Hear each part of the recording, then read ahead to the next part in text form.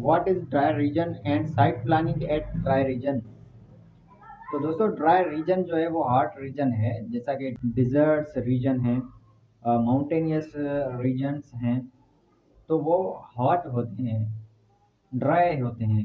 तो वहाँ पर जो है वो कोई भी किसी भी किस्म की कोई भी ह्यूमिडिटी नहीं है, क्योंकि जो भी माउंटेनियस एरियाज हैं या डिजर्ट्स हैं वहाँ पर जो है वो खुश्की ही खुश्की है, तो उस वजह से जो वो एरिया है वो हॉट रहती है।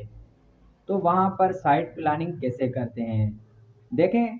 अगर हम किसी भी माउंटेनियस एरिया पर साइट प्लानिंग कर रहे हैं या हॉट रीजन पर, एग्जांपल किसी भी डिजर्ट रीजन पर, बयाबां पर हम जो है वो साइट प्लानिंग कर रहे हैं, तो सबसे पहले हमें कुछ फैक्टर्स का ख्याल रखना चाहिए। जैसा कि जो हॉट रीजन है वहाँ पर रहना जो है वो बहुत मुश्किल है, तो इसलिए वहाँ पर हमें ट्रीज जो हैं वो प्रोवाइड करनी चाहिए, जैसा कि ग्रीनरी।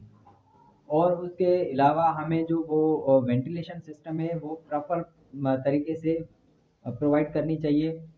एग्जांपल किसी एरिया में जो समर के सीजन में एयर है वो है वेस्ट और साउथ, तो हमें जो है वो उसकी वेंटिलेशन सिस्टम है वो ओपन करनी चाहिए टुवर्ड्स दी साउथ वेस्ट। अगर हमें पता है कि किसी भी एरिया में ईस्ट और साउथ, तो हमें वो बिल्डिंग या वो जो है वो घर टुवर्ड्स दी साउथ ईस्ट। तो जैसा कि वो विंटर सीजन में भी वेंटिलेशन सिस्टम बरकरार रहे और समर के सीजन में भी बरकरार रहे, तो कुछ पॉइंट्स हैं जिनको हम मद्देनज़र रखते हुए साइट प्लानिंग करते हैं एट हॉट रीजन और ड्राई रीजन।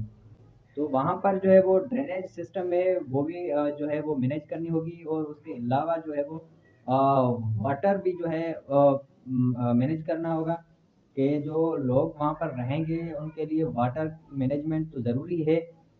और उसके साथ अगर माउंटेनियस एरिया है तो माउंटेनियस एरिया में जो है वो ग्रीनरी प्रोवाइड करना एक इम्पॉसिबल है और मुश्किल है। इम्पॉसिबल तो नहीं है लेकिन मुश्किल है।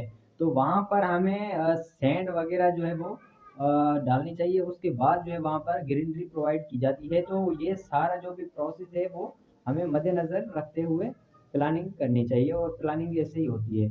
उसके साथ साथ अगर वहाँ पर कोई भी नियरेस्ट कोई लेक है या कोई रिवर वगैरह है, तो उसको भी हम उसी साइट प्लानिंग में बेनिफिट्स के तौर यूज़ करेंगे। और अगर वहाँ पर नियरेस्ट साइट प्लानिंग जो साइट प्लानिंग हम कर रहे हैं उसके साथ साथ अगर कोई भी एयरपोर्ट है, एविएशन सिस्टम है, तो वहाँ पर हमें उसको उस हिसाब से जो है वो मैनेज करनी होगी, ताकि जो एविएशन सिस्टम है वो बरकरार रहे। क्योंकि जहाँ पर एविएशन सिस्टम है, एयरपोर्ट्स हैं, तो वहाँ पर जो है वो हाई राइज बिल्डिंग्स जो है वो प्रोवाइड करना परमिशन नहीं है।